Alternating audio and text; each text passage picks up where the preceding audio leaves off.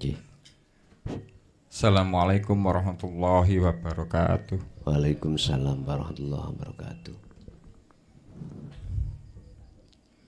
Kula badhe tangklet namung sekedar tangklet Yai. Nggih. Kenapa seorang hamba yang tujuannya kepada Allah itu tujuannya sangat ekstrim? Yang pertama dan yang kedua, kita sholat itu dalam arti menyembah Allah. Kalau menurut pengertian saya pribadi itu sembah jasad, sembah raga, sembah rasa, dan sembah ruh. Yang ketiga yang tidak saya mengerti Yai, mohon dijelaskan. Sembah ruh tadi. Nggih. Oke. Matur suwun. Assalamualaikum warahmatullahi wabarakatuh. Waalaikumsalam warahmatullahi wabarakatuh. Memang Bapak Ibu, sholate wong ahli syariat, ahli thariqat, ahli hakikat itu beda. Mungkin bisa dibuka dalam kitab Sirul Asrar karangan Syekh Abdul Qadir Jilani. Di situ ada penjelasan tentang sholati wong sarengat, wong thariqah, wong hakikat. Yang ditanyakan adalah yang nomor 3, sholatnya ruh, nyembahi ruhku yang bagaimana? Idfin niki biar jenengan cetha. Idfin mendemo siroh. Ini nanti akan masuk di dalam sholat yang nomor 3 tadi, nyembah yang nomor 3. Wujudaka ing wujud ira makhluk. Mendemo sira kabeh he makhluk atas kewujudanmu. Di mana? Fi ardil khumuli, ing dalam bumi khumul. Bumi khumul iku bumi kefanaan. Intine, ketika jenengan sholat, lepaskanlah rasa keakuan kita baik jasmani maupun rasa kemakhlukan itu dilepas. Lalu tanamkanlah, kalau kau sudah melepas rasa tersebut, keakuan diri, itu sama halnya jenengan ibarat ngencepno wene jagung ning tanah. Nandur nih lho Pak, menanam, dincepno. Tukule mengke mesti api. Kalau Pak Tani itu ketika menanam jagung, tadi didamel dadar jagung, pawedes njajalo. Enak gak ngantuk. Jadi dulur-dulur Tuban itu senengane pedes. Nek Mojokerto senengane manis. Langsung meripat, langsung mboten ngantuk. Tak jajal siji gak wani nerusno. Samarku wedi mencret. Masalah ngoten biasa kula niku. Nek kepedesan wis moprot-moprot. Pak Tani beda, ketika nandur jagung itu hanya diuncal tok. Jugule mboten sae. Kalau diencep nih winiye iku mesti sae. Artinya apa, Pak? Jikalau jenengan purun mendem iman rasa keakuan diri makhluk yang melakukan, nanti akan muncul aku nih Allah. Muncul yang baik. Artinya di dalam hati sampan iki setelah kefanaan keakuan diri makhluk, pasti akan muncul akunya Allah. Ya niku maksudnya sholat atau nyembah yang nomor 3. Untuk sampai di situ, dari pertanyaan yang pertama kok ekstrim? Ya memang, sebab Allah sampun dawuh, saya ja'alullahu ba'da usri yusra. Tekone iku tidak bim salah bim. Harus kita lakukan, kita alami perkara yang ekstrim. Sampai harus kuat hati sampean, walaupun dicaci orang, dikucilkan orang, dihina orang, diambil hartanya, kadang diambil istrinya, suaminya, anaknya. Ingatlah, itu semua maksud Allah supaya tidak mempengaruhi perjalanan Anda. Wajahidu fi sabilihi, dalam rangka ngambah dalan menuju ketemu Allah. Allah sengaja memutuskan tidak hanya secara batin, kadang juga diputus dengan dunia secara zahir. Jenengan pun duwe prasangka elek dhisik. Sing asale sugih dadi melarat, Gusti Allah mudah Pak carane ngentekno ngon. Ditipu koncone, digolekno kasus Gusti Allah, dan lain sebagainya, macam-macam, dicolong maling. Ingatlah, semata-mata itu bentuk Allah sayang pada kekasihnya. Tapi bagi orang yang gak sadar, muring-muring, sing duduk kekasih Allah, muring-muring. Nggih Pak. Subhanallah. Itulah perbedaan antara mungsuh Allah dengan kekasih Allah. Seperti itu. Surat Yunus ayat 6263 Allah katakan, ala inna awliya Allah la khaufun alaihim walahum yahzanun alladzina amanu wa kanu yattaqun. Yang disebut sebagai kekasih Allah adalah wali-waline Allah adalah mereka yang tidak hanya imannya sudah ihsan, tetapi juga dia selalu memegang takwa. Takwa, ilmu, amal, istiqomah. Artinya ringkesi dzikir selalu dipegang teguh. Pun dengan begitu la khaufun alaihim walahum yahzanun. Ketika harta sampan kali kulo iki diringkes Allah secara dohir, la khaufun, tidak ada rasa wedi, walahum yahzanun, rasa susah, rasa khawatir. Sebab apa? Sebab jenengan iki gak merasa memiliki, tapi ning ati rasa sing muncul iku yang memiliki hanyalah Allah. Laksana tukang parkir, ketika saat mobil, sepeda diambil yang punya, tukang parkir plong, diupai 5.000 ae wis saweneng. Lu estu Pak.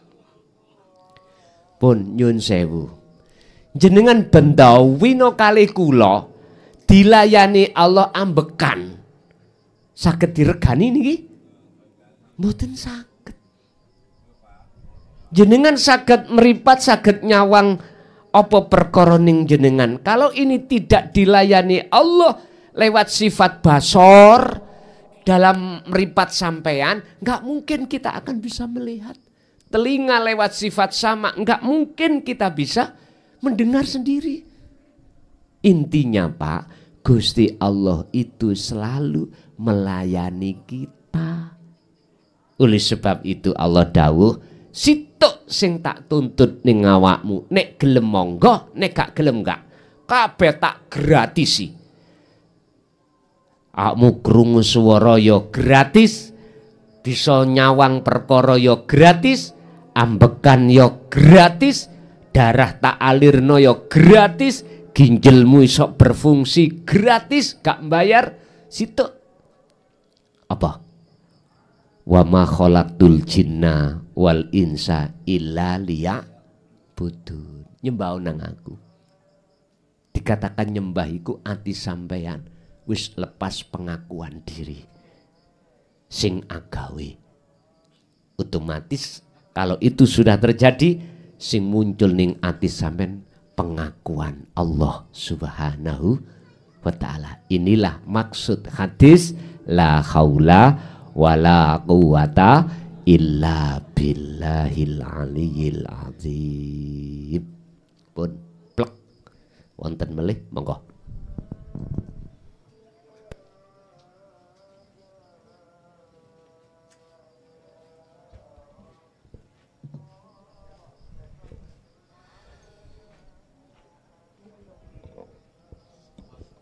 Assalamualaikum warahmatullahi wabarakatuh. Bayai keparang dari tanglet. Kenging nopo sedanten utawa kawula ni Gusti Allah ingkang sampun kagungan titel kinasih niku dipun timbali kinasih niku kiambake mboten kersa malah duka. Namung cekap semanten angsal kula tanglet Panggil kinasih niku napa, Pak? Wali. Oh, ngoten. Kekasihipun. Oh, ngoten nggih, nggih. Matur sembah nuwun. Nggih. Ammal arifuna la yarawna li anfusihim syai'an. Orang-orang yang Allah jadikan sebagai kekasih, waline Allah, memang benar dia nggak gelem disebut kekasih oleh manusia. Dicap oleh menungso wali gak gelem. Justru dia delikkan, sembunyikan. Sembunyikan. Sebab apa, Pak? Disebut orang yang sudah makrifat pada Allah adalah orang yang sudah kefanaan orangnya.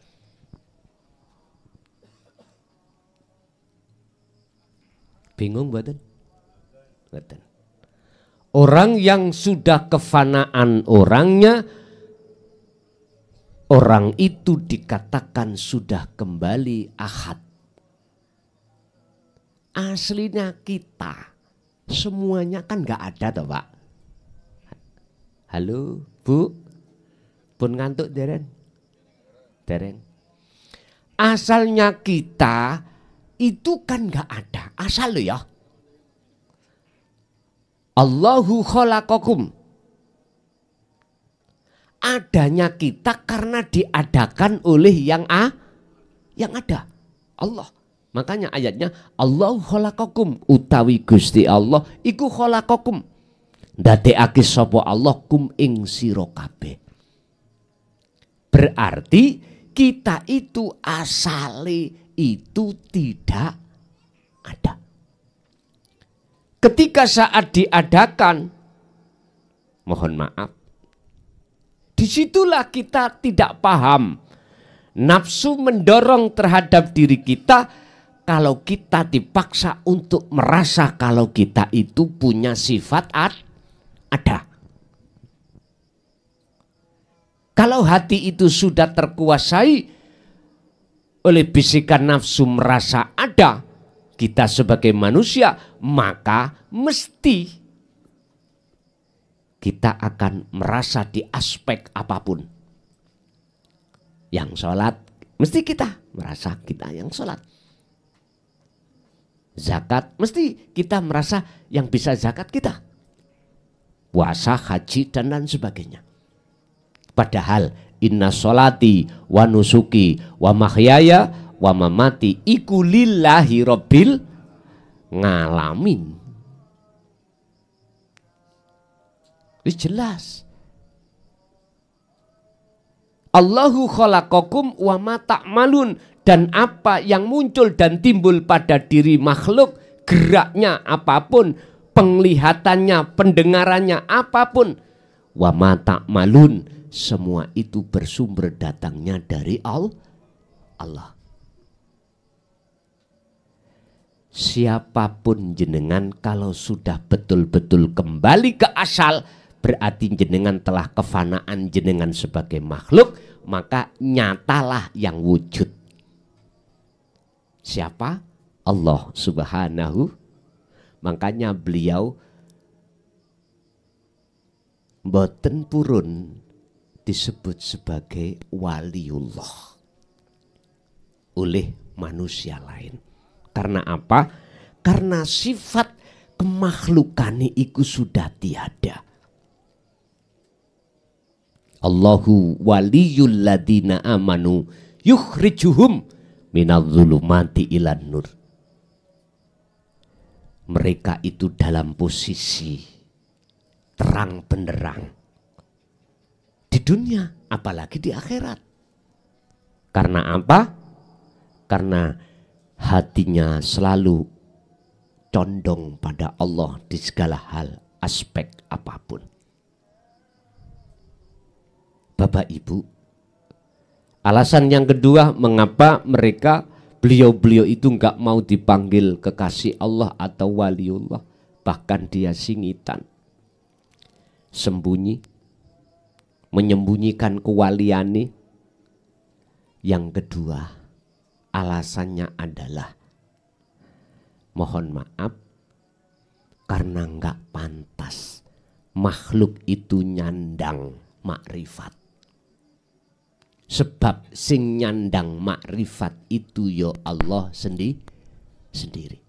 Yang bisa bertemu dan yang melihat kepada yang wujud itu hanya yang wujud sendiri. Oleh karena dia sudah terlepas dari sifat Adam, sifat tidak wujud, maka dia enggak berani mengatakan aku bisa melihat Allah, enggak. Sebab apa mungkin perkara yang tidak ada bisa melihat perkara yang ada? Enggak mungkin. Yang bisa melihat yang ada itu yang ada sendiri. Berarti sederhanane sing disebut wong sing makrifat adalah yaiku wong pertama yang sudah kefanaan dari makhluk. Kedua, yang disebut wong sing makrifat adalah yaiku atine sing nyawang Allah, bisa nyawang Allah, iku Allahnya sendiri. Nggih, begitulah Pak. Tapi ono Pak wong sing ngaku-ngaku wali. Diomongno ning jaba. Aku sing iso nyafaati awakmu. Kuwi nek gak hormat nang aku ya gak dapat syafaat. Wis iki jelas keliru teko Quran. Urusan jenengan percaya yang sana, percaya yang Quran ini monggo sak kersa. Sebab Rasulullah sampun disuruh Allah dawuh di dalam surat Al-Kahfi ayat terakhir, kul innama ana basarum mithlukum. Artine Muhammad ngomongo kuwi nang umatmu. Isine ngomong, isine dawuh adalah aku iki padha mbek awakmu makhluke. Ojo nyembah aku, ojo muja-muji aku, tapi pujilah sapa sing tak pujalan tak puji. Ini Rasulullah. Sehingga aku diparingi wahyu oleh Tuhanku. Sing tak puji siapa? Ilahukum ilahu wahid. Itulah Tuhan yang Maha Esa. Ya iki sing iso nyafaati. Dudu aku. Sebab aku ambek awakmu makhluk. Apa iso makhluk siji nulung makhluk liyane? Ora iso. Malakum dzarra wala naf'an. Tidak bisa. Memang ketika saat Allah meletakkan syafaatnya terhadapku nitipno untuk awakmu, seakan-akan Rasulullah itu bisa syafaati. Tapi asli nih syafaat iku milik Allah. Kul katakan Muhammad, lillahi ku tetep kedui Allah apa asyafaatu utawi syafaat pertolongan jami'an kelawan sekabehane. Kabeh tentang pertolongan itu hanya milik Allah. Padha mbek air degan iki lho Pak. Nek jenengan ngelak ngombe air degan, ngelake mesti ilang. Sampeyan ndelok makhluke air degane sing iso ngilangi. Padahal iki makhluk. Padahal innallaha ala kulli syai'in muhit. Sesungguhnya Allah melimputi atas segala hal sesuatu termasuk air degan. Allah kasih syafaat terhadap air degan seakan-akan degan iku bisa menghilangkan rasa tapi asli ini adalah Allah. Tergantung kita memandang dari sisi mana. Terserah jenengan iki mau percaya nyembah nanggone Gusti Allah asli atau Gusti Allah KW. Tahu KW nggih? Mintasi niki lho Pak. KW. Nyun sewu. Gusti Allah asli iku disebut Ahad, tunggal. Nek tunggal berarti tidak ada yang lain. Nek jenengan golek Gusti Allah KW, kawadah Pak. Kawadah. Kula niki sampai eling tatkala kula niku didukani ambek Mbah Khozin. Kula iki didukani, "Son, Gusti Allahmu iku wakeh. Tapi Gusti Allahku iku Ahad." Ngeten niki nek gak paham bingung Pak. Gitu?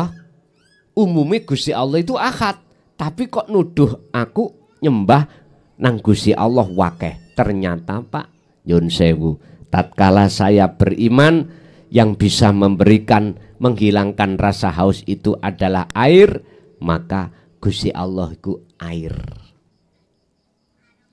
Nyun sewu, nek cara kula niki mengatakan Quran yang bisa mensyafaati terhadap diriku, berarti Gusti Allah niku Quran. Ilmu yang menjadikan saya orang yang mohon maaf, orang yang disegani orang, berarti ilmu iku Gusti Allahku. Paham ya? Terus dunyaku sak pirang-pirang. Ndadekno wong iki mang eksis nang aku percaya karena dunia berarti duniaku ini adalah Allahku. Pun terserah percaya nang Allah KW, percaya nang Allah Ahad, nyembah jenengan teng Allah sinten mawon, monggo silahkan. Tapi yang jelas saya hanya diperintahkan Allah untuk menjabarkan tentang Allah sing asli. Mulai tahun 2000 sampai hari ini 2024. Berarti terhitung sudah 24 tahun. Cacian, makian, dibenci dan bagaimanapun. Tetap kami berjalan sesuai dengan sunatullah. Sampai pada detik ini saya diperjalankan Allah ke Tuban. Bapak Ibu, semata-mata itu karena Allah. Nggih, ngoten wau jabane napa mereka beliau-beliau itu ora kersa dipanggil wali iku karena memang sengaja Allah tutupi. Nggih, tasik wonten, monggo. Bapak, monggo Pak. Niku.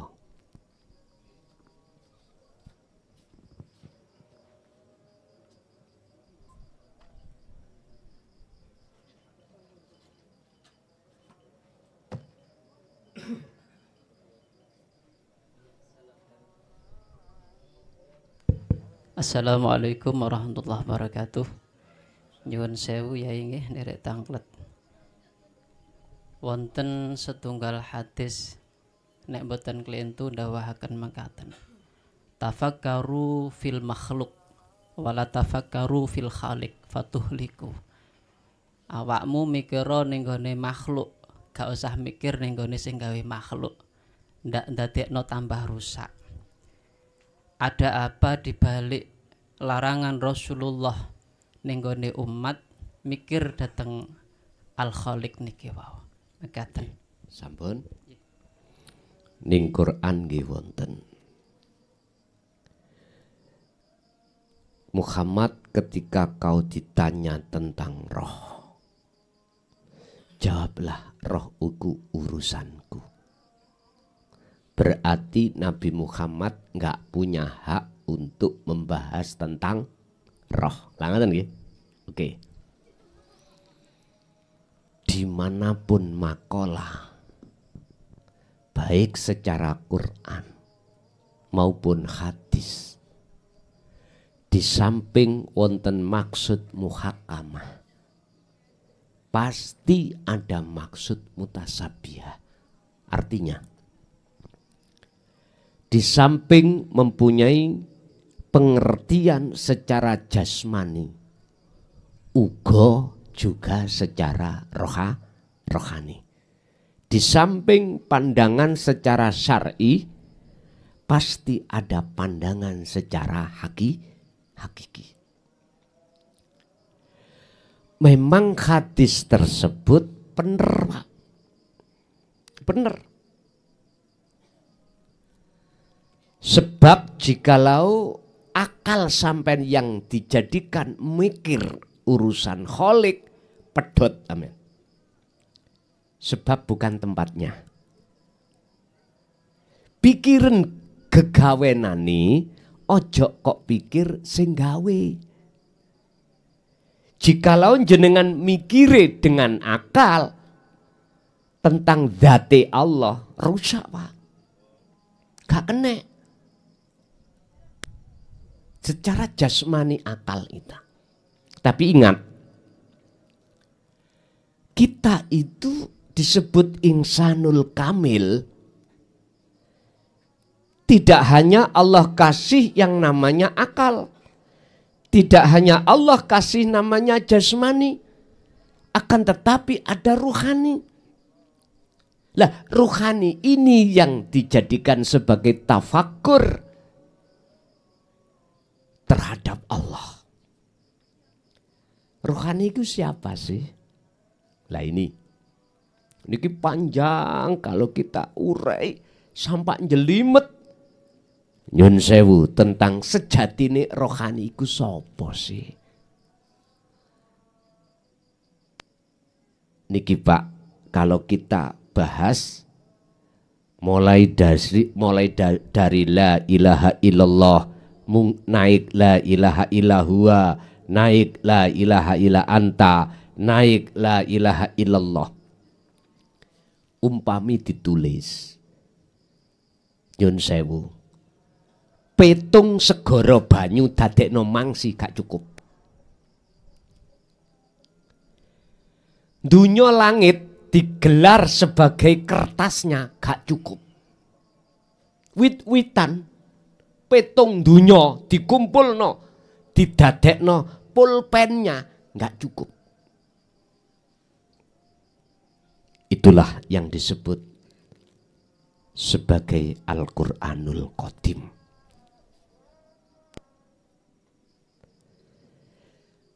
Jadi leres, akal iku pun digawe mikir urusan date, pikiran masalah ciptaane ben menemukan anugerah kekuasaane Allah, sifate Allah. La ilaha illallah mengajarkan kita tauhid, siapa Tuhanmu? Hei wong Islam, namanya Allah. La ilaha illahua mengajarkan sifat-sifat Allah. Akhirnya jenengan paham anugerah atau paham kekuasaan Allah. Naik satu tingkat la ilaha illa anta, tauhid mengajarkan tentang sopo sih asline sing duwe jeneng Allah yang disebut zat itu. Niki panggonane ning ati, mboten ning akal. Mula kula ngaji babakan tentang masalah hakikat. Nek sampean trimo akal, pedhot Pak, akal niki mboten mampu. Harus sampean angen-angen nambe ati. Nek sampean angen-angen nambe ati, mongko mboten rusak. Justru iman sampean akan tertata menjadi ihsan. Niki. Makanya apa sih rahasianya hadis tersebut? Dan apa sih rahasianya Quran yang Allah menyampaikan tersebut? Muhammad tidak boleh membahas urusan roh. Sehingga ketika ada yang membahas tentang roh, dilokno sesat. Sebab sing berhak membahas iku Gusti. Bener Pak. Karena dia tidak bisa melihat siapa sebetulnya yang membahas. Karena melihat makhluknya. Makhluk memang gak punya hak untuk bisa membahas. Coba. Jikalau tidak ada Allah di dalam diri Muhammad, bisakah Muhammad makhluk itu berbicara? Gak bisa. Gak usah jauh-jauh jenengan kali kula. Bisakah jenengan iku berdiri untuk sholat sendiri, rukuk sujud duduk, manakala tidak digerakkan Allah di situ? Nggak bisa. Jadi kalau kita memandang Allahnya berarti sudah benar. Yang berhak yang membahas tentang roh adalah Allah. Satu. Nomor dua, jikalau kita memandang dari sisi ruhaniyah, maka wajib hukumi pengenalan diri terhadap Gusti Kang Maha Suci. Man arofa nafsahu faqad arofa rabbahu. Barang siapa yang ingin tahu, yang tahu dirinya itu siapa, maka dia betul-betul akan tahu Tuhannya. Quran ini ada di dalam surah Al-Ankabut ayat 5. Mangkana yarju liko Allahi. Barang siapa yang hatinya ada keinginan untuk bertemu Allah, fa inna ajalallah la'at. Allah berjanji dalam waktu yang sudah Allah tentukan pertemuan itu. Loh. Kalau kita hubungkan dengan ayat ini, berarti wajib kita itu bertemu Allah. Bahkan pertemuan terhadap Allah ini diteladankan Kanjeng Nabi di dalam surah Al-Ahzab ayat 21. Laqad kana lakum fi Rasulillahi uswatun hasanah. Mana percontohan bagus bagi diri seorang Rasul? Liman kana yarjullaha. Lah ini terhadap orang yang hatinya ada keinginan bertemu Allah. Wal yaumal akhirah, bertemu Allah di alam akhirat. Berarti di dunia ini ada alam akhirat. Syaratnya jenengan harus tinggalkan alam dunia, masuk ke alam akhirat. Artinya lepaslah keakuan makhluk dalam dirimu di segala aspek apapun, maka dengan sendirinya akan muncul keakuannya Allah. Itulah alam akhirat. Hal ini wadzakarallaha katsiran, dengan memegang teguh tali Allah, yaitu berzikir. Jadi Pak, hadis tersebut tolong jangan dipandang hanya kacamata syar'i atau tafsir muhakamah saja, tapi tolong pandanglah dari kacamata hakiki atau tafsir mutasabbihah, baru saged ketemu. Buktinya kalau toh itu nggak boleh, mengapa Allah menyerukan supaya bertemu Allah kita sebagai hamba? Loh. Lagi di dalam surah Al-Kahfi ayat 110. Wa man kana yarju liqa'a rabbih, barang siapa yang ingin bertemu Tuhannya, ada syarat dua.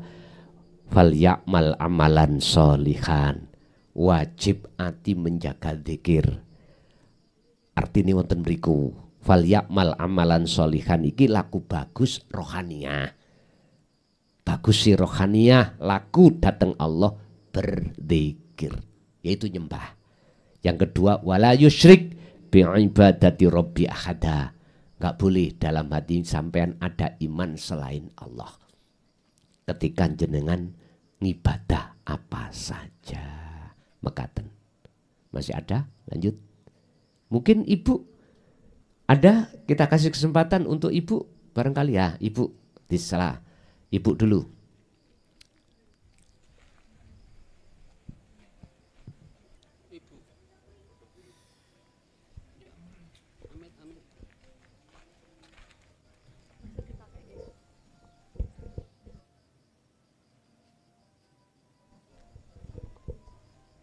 Bismillahirrahmanirrahim. Assalamualaikum warahmatullahi wabarakatuh.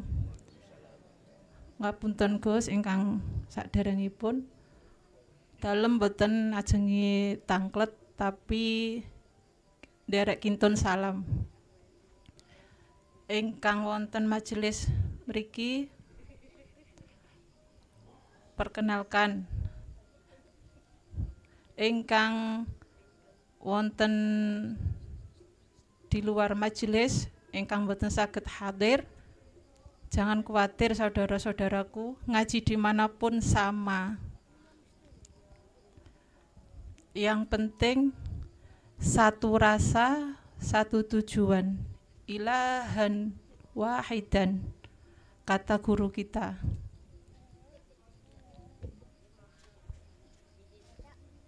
Makaten Gus, inna lillahi la haula wala quwata illa billah wa inna ilaihi raji'un.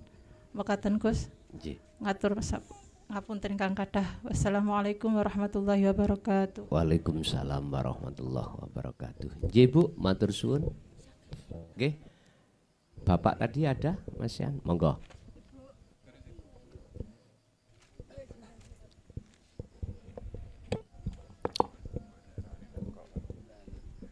Assalamualaikum warahmatullahi wabarakatuh. Rahayu, rahayu, rahayu. Ngapunten Gus, niki enten titipan pertanyaan saking rencang sing mboten dugi bek menawi penjawi ningali saking YouTube. Nggih. Beliaunya ini sudah berjalan di atas Sirul Asrar dengan istiqomah. Nggih. Di dalam mimpi beliau ini dipertemukan dengan salah satu tokoh dari Majapahit, yaitu Gajah Mada. Nggih. Cuman di situ beliau itu ukuran Gajah Mada ini ndak sama dengan ukuran kita yang ukuran manusia normal. Di situ beliaunya katanya temen ini tegap besar gitu, dengan panggilan Eyang Gajah Mada. Cuman si tokoh Gajah Mada ini diam aja dengan mengasihkan pedang yang di luar ukuran normal, artinya besar Gus. Okay. Cuman si teman ini asumsi dia kalau pedang ini ndak saya kecilkan, saya ndak akan bisa berbuat apa-apa. Akhirnya pedang ini dikecilkan dan diasah, disimpan sama beliaunya. Yeah. Mekaten saking kula cekap Gus. Assalamualaikum warahmatullahi wabarakatuh. Waalaikumsalam warahmatullahi wabarakatuh. Dalam sejarah kita kenal siapa sih Patih Gajah Mada. Itu kan salah satu tokoh Majapahit yang terkenal, orangnya itu getot, gede, daur, gagah. Makanya jabatannya dikatakan disematkan patih. Bapak Ibu, mohon maaf kalau kita tarik dari ilmu tauhid, siapapun Anda ruhaniah tidak akan pernah bisa melawan nafsu. Bahkan untuk mengalahkan nggak bisa. Sebab yang bisa mengalahkan hawa nafsu adalah Allah. Allah. Nafsu itu makhluk. Kita juga makhluk. Iblis, malaikat juga makhluk. Status asli makhluk itu tidak punya daya upaya kekuatan apapun. Berhubung keakuan makhluk itu sudah tiada, maka disitulah Bapak Ibu nyuwun sewu, proses awal Allah memberikan senjata untuk bisa mengalahkan nafsu. Apa senjata nih? Asyhadu an la ilaha illallah wa anna Muhammadar Rasulullah. Wong Jawa mastani senjata iku kalimah sodo. Ngoten. Bapak Ibu, gajah niku gede napa cilik? Gede pundi ambek semut. Beda nek njawab semut raksasa. Nah, ana sing ngomong semut raksasa. Artinya, Pak, keagungan Allah itu akan disematkan Allah dalam hambanya di mata Allah manakala si hamba itu betul-betul membawa wasilah. Jenengan mengatakan senjata, wasilah langsung pada Allah. Al-Maidah ayat 35. Wabtahu ilaihil wasilata. Wajib menungso iki, mesti nih ya, mendapatkan wasilah ilaihi, untuk mendekat dan bertemu Allah. Wasilah niku bisa diartikan jalan, bisa diartikan tali, langsung tali hubungan langsung pada Allah. Wahai orang-orang yang beriman dan orang-orang yang bertakwa, ittaqullaha do takwa sira kabeh, wabtahu lan podo raihlah sira ilaihi maring marek dan ketemu Allah. Murih nopo? Mendapatkan apa? Al-wasilata ing tali. Berarti jenengan harus punya channel langsung khusus datang Gusti. Umpama telepon itu kudu duwe nomor teleponnya Allah langsung. Mana yang dimaksud wasilah? Tali ini, hablum minallah ini, zikir. Zikir yang mana yang dimaksud? Al-Ahzab 41, zikron kathiron. Sejatine zikir itu adalah bila sautin wa kalamin wa ismin wa lafdin. Zikir yang sudah tidak ngucap nama, sifat, dat, tidak, tapi aku zikron kelawan zikir sejatine zikir kathiron tur kang akeh pundi, berarti pangrasa tadi, yaitu wasilah. Bapak Ibu, kalau kita memang untuk melihat kilas balik tentang Gajah Mada atau sejarah tokoh-tokoh Majapahit, itu sebetulnya mengingatkan kita pada ajaran tauhid para leluhur-leluhur yang sudah semare. Maksudnya di situ. Mengapa teguh? Hatinya mengapa kuat menghadapi ujian apapun? Karena beliau selalu berpegang teguh dengan tali Allah. Mekaten. Nggih. Tasih ada lagi, monggo nika Bapak belakang itu. Oh nggih. Oh ngaten. Nggih pun Bapak Ibu, mohon maaf jikalau pertanyaan ini sudah ditutup. Untuk acara berikutnya Mas Sayeh minta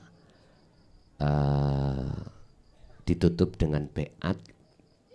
Tolong jenengan yang belum beat, yang mengikuti beat ini nggak boleh dipaksa.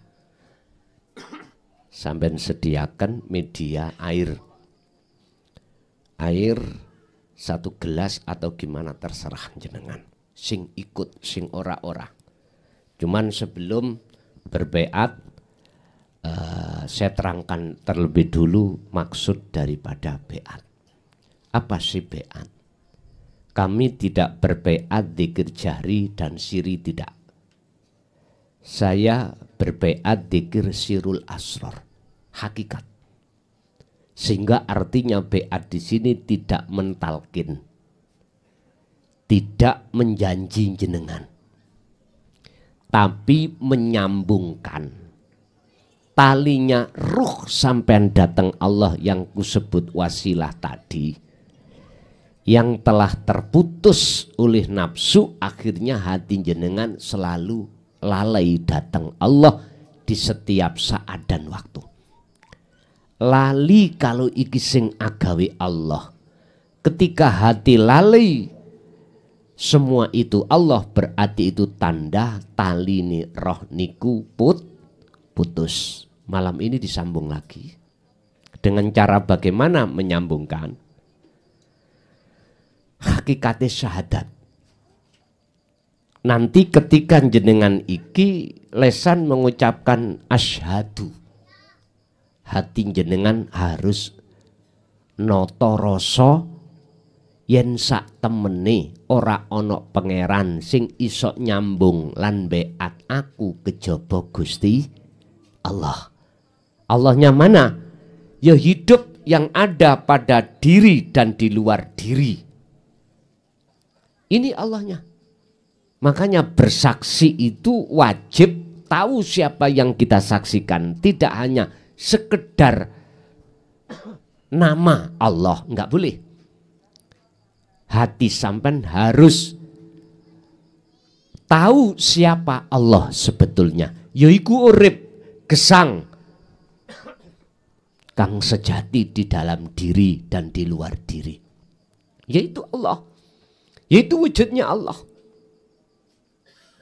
Wa anna Muhammadar Rasulullah, dan Muhammad makhluk jenengan iki.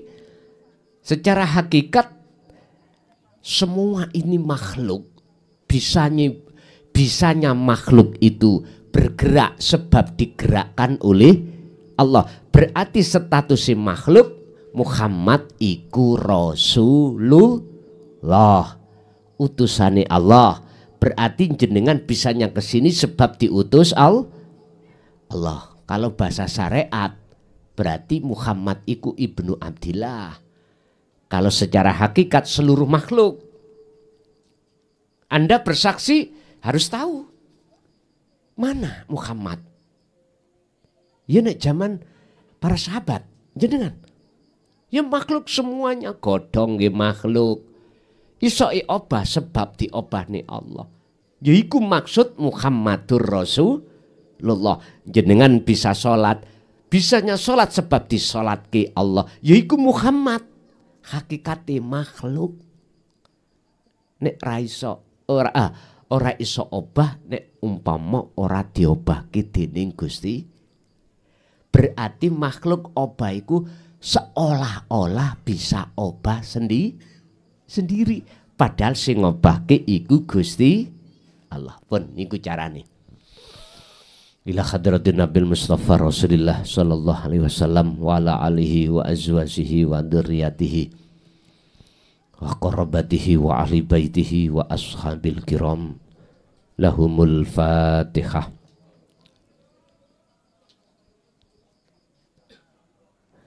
Wa ila jami'il anbiya wal mursalin wal awliya wa syuhada wa salihin wa tabi'ina salihina ila yaumiddin, khususan jami'i masyayikhi ila muntahum. Lahumul Fatihah.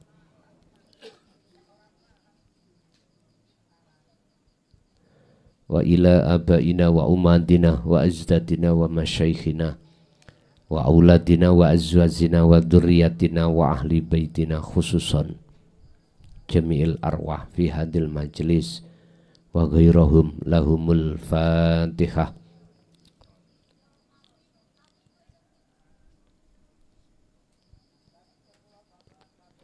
pun sampean derekake kula. Bismillahirrahmanirrahim. Astaghfirullahaladzim. Astaghfirullahaladzim. Astaghfirullahaladzim. Alladzi la ilaha illa huwal hayyul qayyum wa atubu ilaih. Allahumma shalli ala sayyidina Muhammad wa ala ali sayyidina Muhammad.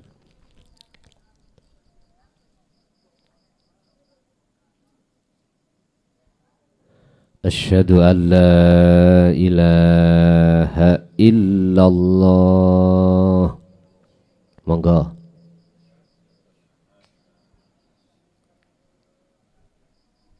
Wa asyhadu anna Muhammadar Rasulullah. Saya bersaksi sesungguhnya tidak ada Tuhan yang wajib kusembah, yang wajib kupuja, yang wajib kupuji kecuali Engkau ya Allah, yaitu wujud adanya hidup baik di dalam maupun di luar saya. Dan saya bersaksi sesungguhnya Muhammad itu adalah utusan Allah, yaitu wujud seluruh makhluk menjadi perintah Allah. Saya tidak akan menyembah, memuja, memuji kecuali hanya padamu ya Allah. Dan saya tidak akan pernah mati kecuali selalu bersamamu ya Allah. La ilaha illallah Muhammadur Rasulullah. Al-Fatihah.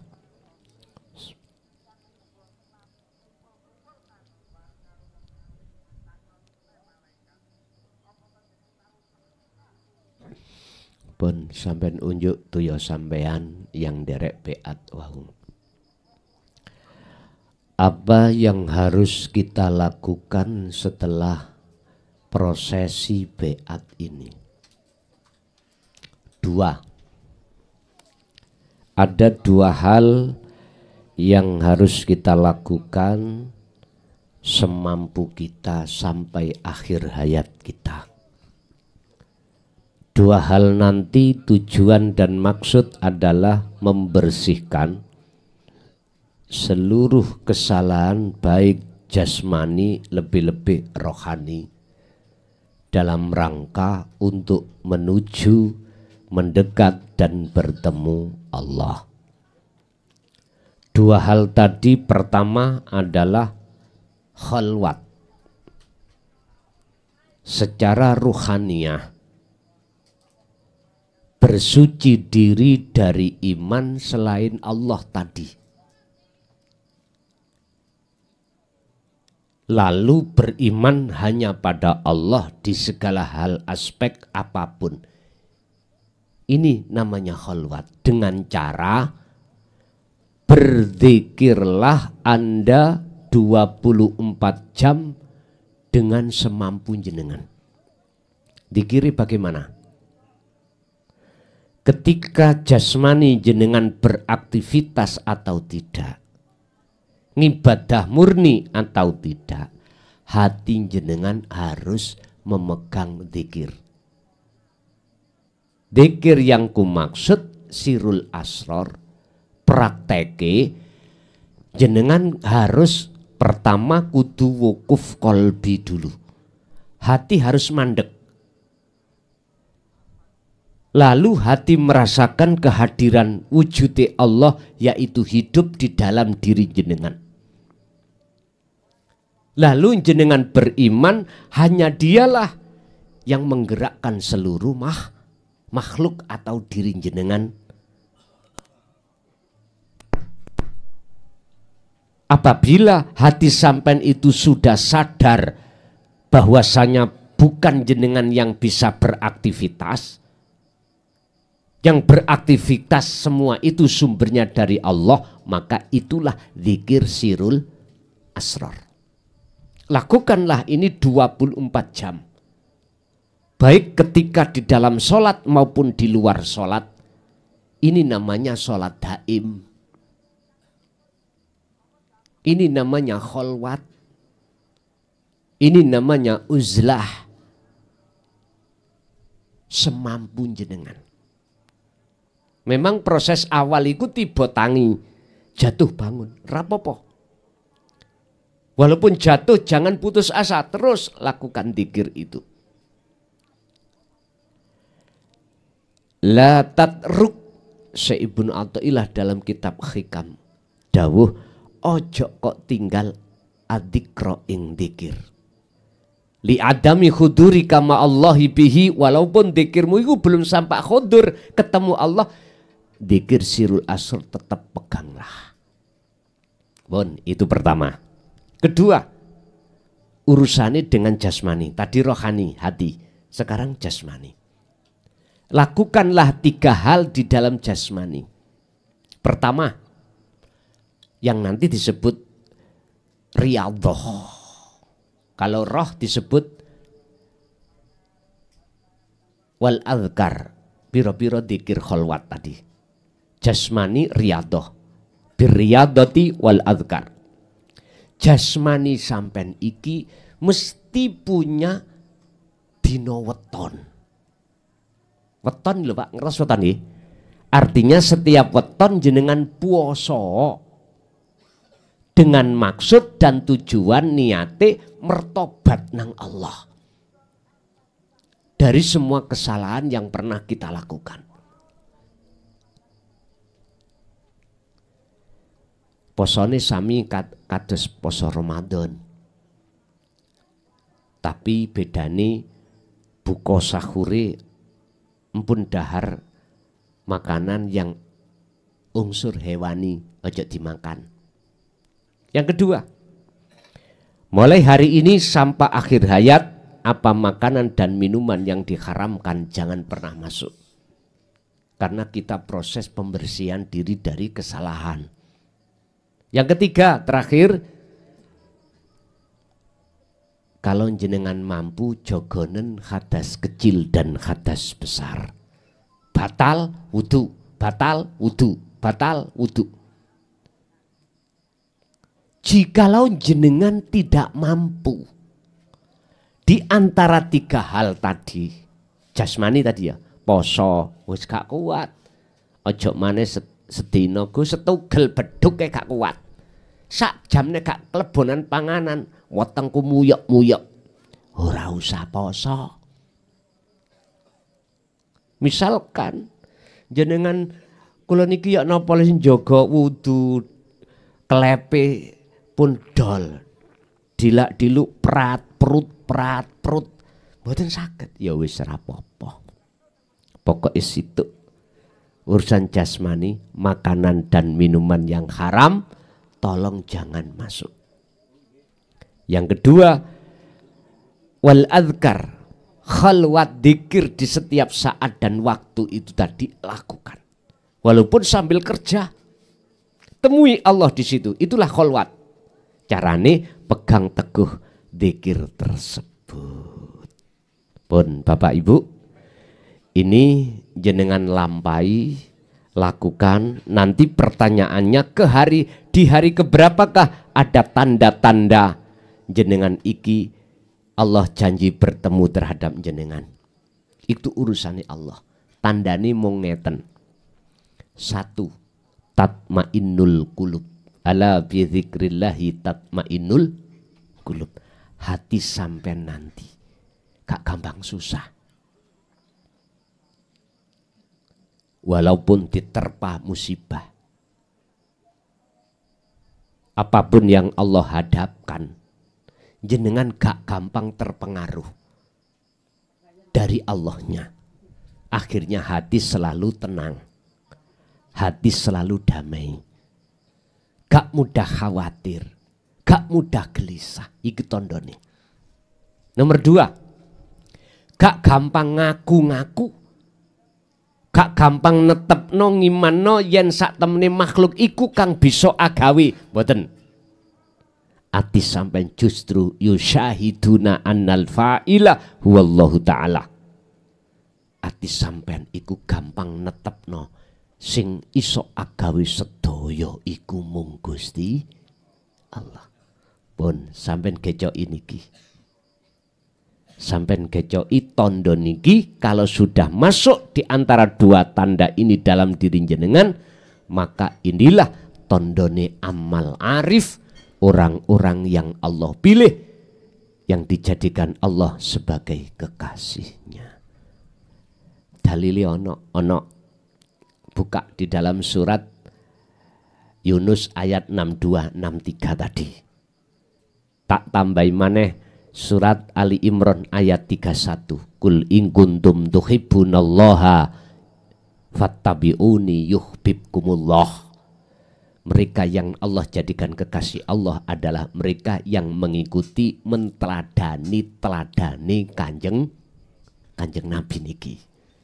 Pun Bapak Ibu hadirin, itu apa yang bisa kami sampaikan dalam kesempatan malam hari ini. Semua datangnya semata-mata dari Allah.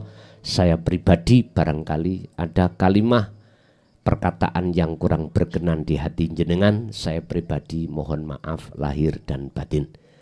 Monggo kita tutup sarana Fatihah dengan harapan terhadap Allah mugia ilmu ini estu berkahi terhadap keluarga kita ila yaumiddin. Lahumul Fatihah.